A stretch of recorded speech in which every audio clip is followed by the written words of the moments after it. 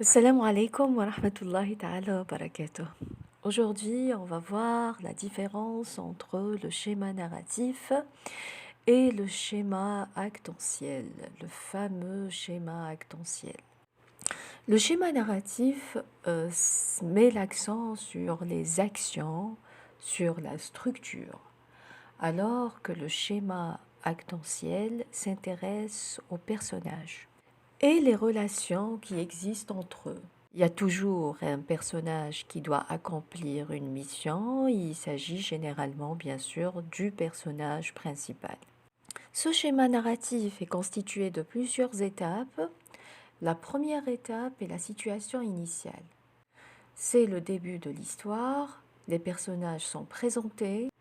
On donne des informations sur ces personnages. Généralement, on les décrit, on décrit les lieux, on précise le temps et la façon dont ils vivent. Deuxième étape, l'élément perturbateur. L'élément perturbateur est l'élément qui vient perturber le bon déroulement des choses.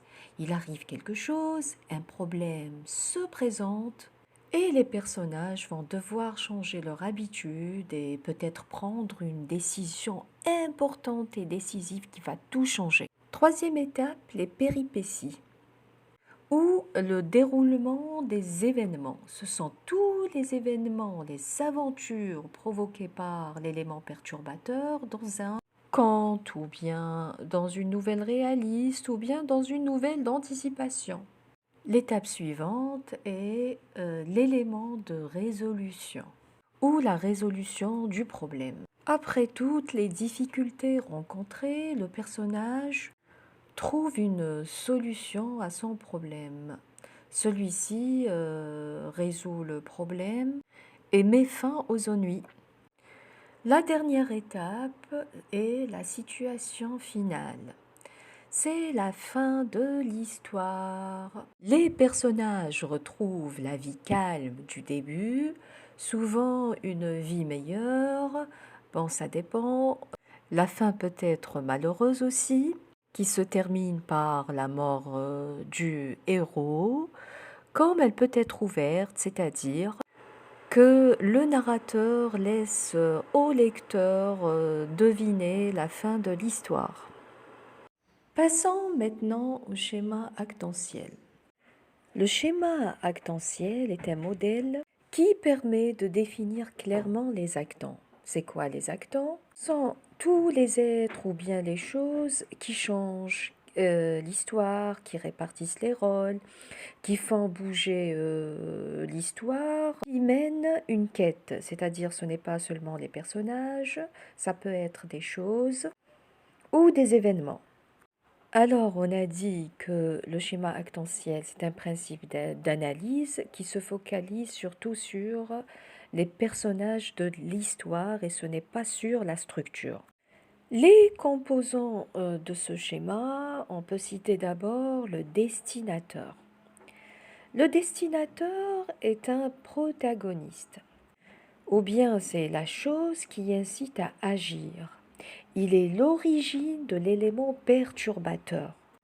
Par exemple, dans le film de science-fiction Les Nouveaux Héros ou bien Big Hero, c'était la mort de Tadashi, le frère de Hiro, qui a déclenché une suite d'événements inattendus en début de l'histoire.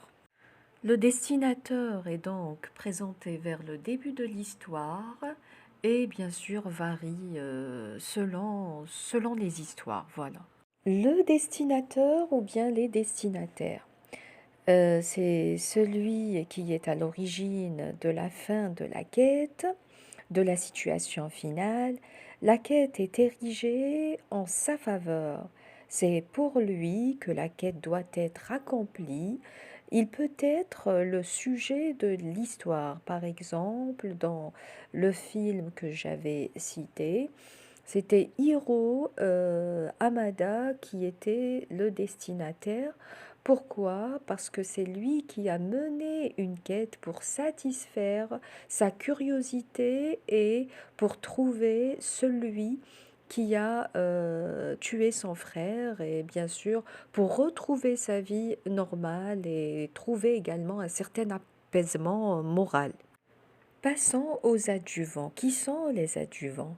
Les adjuvants sont ceux qui viennent aider le sujet dans sa quête et le conseiller. Ce n'est pas forcément une personne, ça peut par exemple être une situation favorable, une découverte favorable. On prend toujours l'exemple du film Les Nouveaux Héros. Les adjuvants dans ce film sont Honey Lemon, la chimiste surdouée et surexcitée. Il y a Fred, le mascotte de la fac et le fan inconditionnel du comique. Il y a Tadashi, qui montre à Hiro son propre projet.